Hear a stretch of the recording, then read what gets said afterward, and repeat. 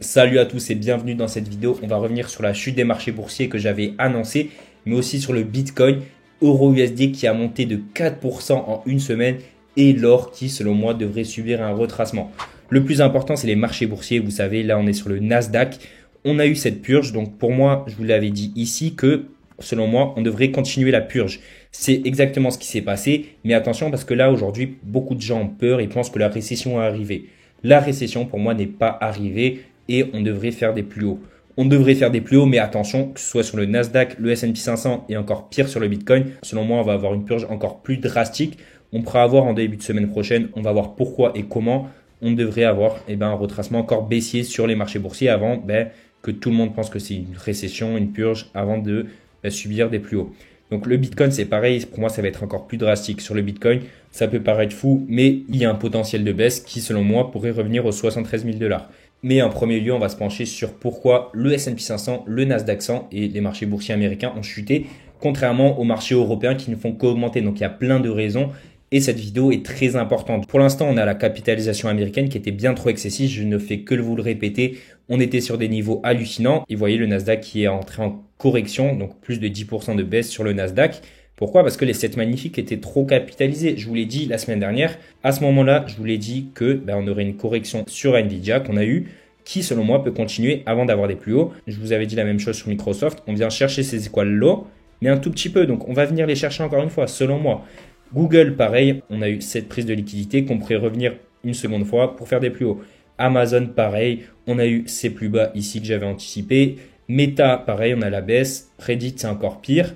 Et Tesla, d'ailleurs, c'est encore pire. Donc Tesla, j'ai retiré tous mes profits à la baisse, vous savez, alors que le titre continuait de chuter. La capitalisation en février de Tesla était de 942 milliards. Vous voyez, Toyota deuxième, capitalisation d'automobile mondiale. On a BYD, donc grosse entreprise chinoise de voitures électriques, Mercedes, Volkswagen, etc. Alors que les ventes de Tesla ne représentent que 1,8 milliard. Donc vous savez très bien, pour moi, c'est surcapitalisé. Bien sûr, Tesla ne fait pas que des voitures, mais vous voyez, cette chute était normale, hein. C'était un très beau trade. Et on a Broadcom qui ont publié de bons résultats. S&P 500, Nasdaq et aussi le Bitcoin, mais dans une moindre mesure, ont chuté. Et la chute pourrait continuer. Donc ce ne serait pas étonnant une purge de 14, 15, 16% sur le Nasdaq. Donc sur le S&P 500 aussi, parce qu'on a une grosse trendline donc, qui est synonyme de liquidité. Regardez, on a cette trendline qu'on vient toucher plusieurs fois. Pour moi, on va venir au moins la liquider un peu. Regardez, en plus, on a une mèche haussière. Tout simplement, c'est un marteau. Donc, il y a beaucoup de gens qui se placent en achat ici. Donc, ça ne m'étonnerait pas qu'en début de semaine prochaine, donc lundi, mardi, mercredi, on ait un rebond baissier qu'on vienne liquider. Vous voyez, qu'on vienne peut-être dans ces niveaux-là, peut-être aux 5500 sur S&P 500 avant de faire des plus hauts. Donc, pour moi, il y a deux hypothèses. Soit on repart directement sur les marchés boursiers et Bitcoin pour rester dans un range comme ça, pas faire des plus hauts potentiellement, soit on vient repurger une dernière fois avant de faire des plus hauts. Mais la récession, je répète, je n'y crois pas. Je pense qu'on va venir faire des plus bas avant de faire des plus hauts ou directement des plus hauts. Le Nasdaq, c'est pareil, je verrai bien un retour potentiellement aux 19 000, 19 200 avant de revenir faire des plus hauts. On a regardé cette magnifique qui perd énormément de capitalisation. Vous voyez, là, c'était le 3 mars. Aujourd'hui, on est le 8 mars et on est encore plus bas. On a aussi toutes les entreprises. Vous voyez que la majorité des entreprises, que ce soit Apple, Alphabet, Nvidia, donc c'est encore pire, je le répète, parce que là, c'était le 3 mars. Aujourd'hui, ces entreprises-là sont encore plus dans le rouge, mais vous voyez qu'elles perdent énormément. Tesla, 33%, et il n'y a que Meta dans les 7 magnifiques qui surperforme, entre guillemets, qui fait une performance positive en 2025. Pourquoi on a eu cette baisse? On va revenir sur ça. C'est qu'il y a beaucoup déjà de gens qui se sont dirigés vers les marchés européens. Les marchés européens, il y a beaucoup de choses à dire, on va y revenir après. Notamment le plan de relance massif qui a eu lieu de la part de l'Union européenne pour défendre le territoire, pour défendre entre guillemets la zone de l'Union européenne contre la Russie. Donc pour moi, c'est un peu too much. Ils ont prévu 800 milliards de dollars, mais on va y revenir après. Beaucoup de gens se sont positionnés sur les actions européennes. Ils ont donc vendu du Nasdaq, du S&P 500. Il y a les perspectives de paix en Ukraine. Même si c'est pas acté, ça va donner de la rigueur aux entreprises européennes. Donc elles vont surperformer contrairement aux années précédentes où le CAC 40 était en terrain négatif. Et là, cette année, vous allez voir, le DAX, le FTSE ou le CAC 40 sont tous dans des secteurs plus positifs. Le CAC 40, vous voyez, qui a presque atteint ses plus hauts. Donc, on y revient rapidement, ne vous inquiétez pas. Donc là, vous voyez, on crée des équal high. Pour moi, c'est potentiellement une baisse avant de liquider et ensuite commencer la récession qui arrivera et qui impactera tous les marchés boursiers du monde. C'est obligatoire. On a aussi le DAX, donc tout simplement l'indice de l'Allemagne. Donc j'ai pris un short donc qui pourrait retracer parce que vous voyez, on gagne énormément depuis Le 5 août, vous voyez, on prend 37%. Et le FTSE, c'est les 100 plus grosses entreprises britanniques qui aussi montent un peu. Alors que le FTSE, depuis 2000, c'est quand même très négatif. Pour ceux qui ne savent pas, ils font presque pas de performance depuis des années et des années. Et on a aussi Trump, comme toujours, qui annonce des droits de douane élevés. Donc tout simplement, c'est négatif pour les marchés boursiers. On a eu aussi des chiffres du chômage négatifs, donc un peu plus négatifs que prévu, à 4,1% vendredi dernier. Donc taux de chômage 4,1%, mais c'est pas dramatique. C'est pour ça que la récession va pas arriver. Mais la donnée la plus décevante, c'est tout simplement GDP Now de la Fed d'Atlanta. Donc c'est potentiellement erroné parce que c'est le PIB de maintenant, c'est pas le vrai PIB actualisé. Vous voyez, c'est moins 2,8%. Je ne sais pas si vous vous rendez compte, vous avez sûrement vu sur Twitter. En général, le PIB américain aussi autour des 2-3% ces derniers mois. Et là, vous voyez, on passe un terrain négatif. Donc ça signe d'une récession. Donc je pense qu'elle va arriver, mais pas maintenant. Je l'ai répété. Et c'est pour ça que les marchés ont peur. Ils voient le PIB qui est en terrain négatif, qui passe de 2,5 à moins 2%. Donc c'est pas le vrai PIB encore. C'est une estimation de la Fed d'Atlanta. Et pour l'instant, c'est très probablement un petit peu mieux. Donc c'est peut-être moins 1%, mais quand même moins 1%, c'est négatif. Donc ce serait pas surprenant qu'on ait une chute comme ça. La semaine prochaine, en plus, on a l'indice des prix à la consommation aux États-Unis, l'IPC. Donc très important, c'est l'inflation américaine. Ça va être déterminant pour savoir si on va avoir une baisse des taux. Regardez, IPC Core attendu à 0,3, IPC mensuel à 0,3. Donc tout ça, c'est mercredi prochain. Mais ça va être primordial pour savoir si la Fed va baisser ses taux. Moi, je pense honnêtement qu'on va avoir en début de semaine une purge avant des plus hauts. Pourquoi des plus hauts? Parce qu'on n'arrête pas d'imprimer de la monnaie. Regardez, on va voir la M2. C'est tout simplement très relié au marché boursier et aussi au Bitcoin dont on reviendra après. Et là, on imprime massivement sur la M2. Donc, ok, on avait un retracement. C'est pour ça que dans cette période, je cherchais à shorter pour toutes les raisons que je vous ai déjà dites. Mais là, on a tout simplement la M2 qui monte énormément. Vous voyez, on est presque à des ATH sur la M2 mondiale. C'est tout simplement la liquidité. Et s'il y a de la liquidité, on peut investir. Donc, je pense qu'on va avoir un retracement, je le répète, une purge avant des plus hauts. Et avant d'aller sur pourquoi EURUSD a monté drastiquement, on va revenir sur le Bitcoin qui, pour moi, devrait peut-être potentiellement subir un énorme retracement. Je peux me tromper. Donc, déjà, au minima, je pense qu'on va revenir dans cette zone des 82, mais je pense qu'on va revenir même plus bas sur le Bitcoin. Pourquoi? Parce que déjà, on est décorrélé des marchés boursiers. Le Nasdaq perd 11% depuis les plus hauts, ce qui annonce une baisse encore plus drastique du Bitcoin, qui a perdu depuis les ATH, bien sûr, mais qui n'a pas perdu autant. Vous voyez, vous allez voir Nasdaq, tout simplement, qui est en chute libre. Donc, il y a une décorrélation. Le Nasdaq est au plus bas, alors que Bitcoin s'en sort bien.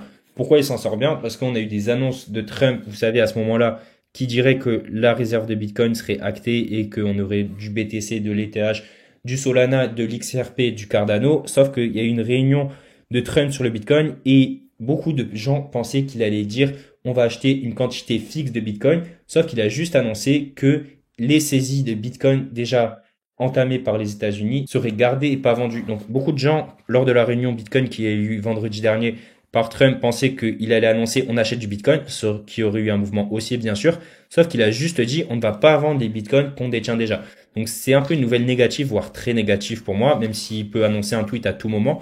Mais vous voyez, on a eu une chute quand on a vu qu'il ne s'achèterait pas de Bitcoin pour le moment. Les marchés crypto sont décorrélés à court terme du Nasdaq. Le Nasdaq qui chute encore plus. C'est pour ça que je pense qu'on va avoir déjà sur le Nasdaq S&P potentiellement une baisse, vous savez, ce qui donnerait une baisse obligatoire sur les cryptos. Donc j'ai beaucoup de liquidités ici à 73, 74 et ici j'achèterai massivement parce que pour moi le bull run n'a pas eu lieu et aura lieu après cette purge. Quand on va venir purger potentiellement ici, revenir sous les 78, peut-être à 73, 74, là ce serait vraiment un bon moment parce que le prix monterait drastiquement ensuite. On récupère toute la liquidité. Le carnet d'ordre, il y a des trous ici, donc je ne vais pas revenir dans les détails. Il faut juste que vous vous souvenez de ce que je vais dire, c'est que quand on va casser potentiellement les 78 000, potentiellement, on peut très bien refaire des plus hauts, même si je n'y crois pas. Je pense qu'on va revenir aux 82 et peut-être sous les 78. Et si on revient sous les 78, je pense qu'on va avoir un mouvement haussier assez drastique, comme sur les marchés boursiers, mais en moins, dans une ampleur moindre. Et ensuite, faire des plus hauts, avoir le bull run qui sera assez rapide. Je ne vois pas du tout Bitcoin aller à 130, 140, 150K. Je le vois potentiellement dépasser cette zone-là, aller à 110, 115, 120 pendant le bull run qui aura lieu en 2025 selon moi, pour ensuite chuter. Le Bitcoin est tellement dominant contrairement aux autres altcoins. Ça pourrait continuer. Vous voyez, on a des equal high sur la Bitcoin dominance. C'est pour ça que je pense qu'il va y avoir une chute de Bitcoin, une chute plus drastique des altcoins et d'Ethereum pour venir chercher là. potentiellement même plus haut sur la Bitcoin dominance pendant la grosse purge, avant de chuter et là commencer le bull run, donc le Bitcoin chuterait drastiquement. Dites-moi en commentaire ce que vous pensez soit des marchés boursiers ou du Bitcoin ou des deux, si vous êtes plutôt haussier ou baissier, si même vous pensez qu'il n'y aura pas de bull run, ça m'intéresse pour savoir les opinions de chacun. Si je suis le seul à penser que selon moi il va y avoir un short sur le Bitcoin, vous voyez, une purge avant une hausse, si je suis le seul à penser, ou si vous pensez au contraire que le bear market commence, que les marchés boursiers, on commence la récession, dites-moi en commentaire, je serais intéressé de savoir tous vos avis, n'hésitez pas. Et aussi la liquidité, regardez, on a beaucoup de liquidité au nord, donc aux 93 000, sauf qu'on a beaucoup de liquidité à 84K, donc 84 000 dollars. C'est pour ça que je pense qu'on va avoir au moins une liquidation de cette trendline ici, mais même, je pense aux 78 000, parce que là, ça donnerait assez de liquidité, même si on a récupéré beaucoup, c'est vrai, mais assez de liquidité pour commencer le bull run, potentiellement en avril-mai. Mais on ne peut pas se positionner maintenant. Ne prenez pas mes conseils comme acquis, bien sûr, il faut faire votre propre analyse. Là, c'est une prédiction, je ne peux pas être sûr. Et de toute façon, tous les jours, mes prédictions changent vu comment le marché est volatile, vu comment Trump annonce des tweets à chaque fois, vu comment il annonce les droits de douane à tout moment. Donc, vous voyez, là, on a beaucoup de liquidité entre les 70 et 73 dollars aussi sur le Bitcoin. C'est pour ça que je pense qu'on pourrait revenir à ces niveaux-là, chercher toute la liquidité et dès qu'on l'aura cherché, là, le mouvement s'il est impulsif vers le nord, et il le sera si on vient chercher ça, et là, le bull run commencera selon moi.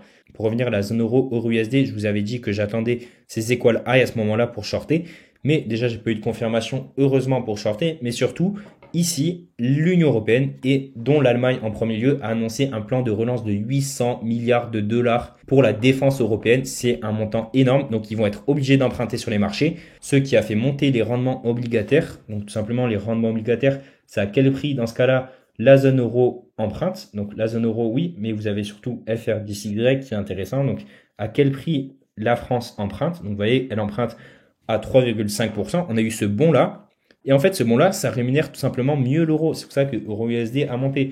Les obligations allemandes qui ont encore plus monté parce qu'ils anticipent d'emprunter encore plus sur les marchés. Donc, qui dit grand emprunt, regardez, qui a bondi de 15%, c'est énorme.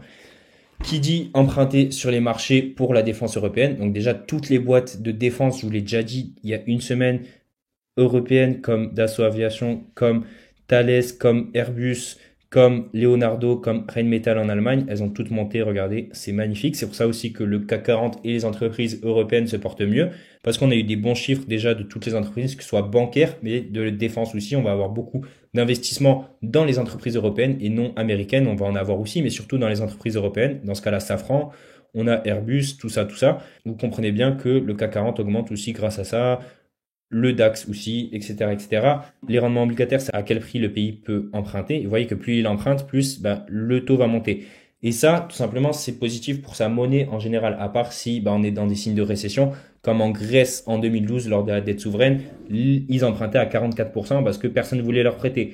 Donc les taux montaient et ils devaient rembourser 44%. C'est une obligation. Ce que vous devez comprendre là, c'est que plus ça augmente, plus la monnaie en général est mieux rémunérée. Donc euro-USD a monté énormément suite à l'annonce tout simplement ici de 800 milliards d'euros. Donc c'est énorme pour moi, il n'y a pas besoin de ça.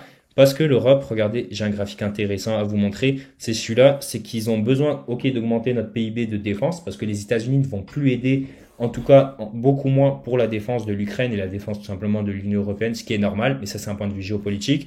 Dites-moi ce que vous en pensez en commentaire. Ok, on est bas, mais il n'y a pas besoin d'avoir 800 milliards d'euros. Dans ce cas-là, on dirait on va attaquer la Russie parce que c'est un choix personnel, mais la Russie qui a du mal à prendre des territoires à l'Ukraine, bien sûr, elle a réussi, mais qui gagnent la guerre difficilement. Ils sont obligés de faire venir des soldats nord-coréens.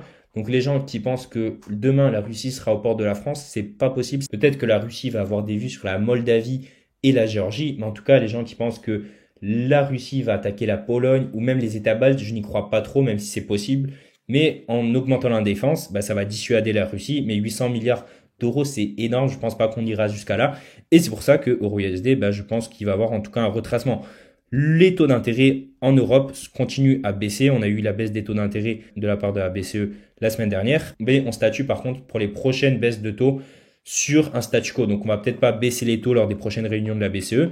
Ce qui fait dire que c'est un regain aussi pour l'euro. Mais il y a quand même un delta. La Fédérale Réserve qui a ses taux d'intérêt à 4,5 et la BCE qui les a à 2 et quelques.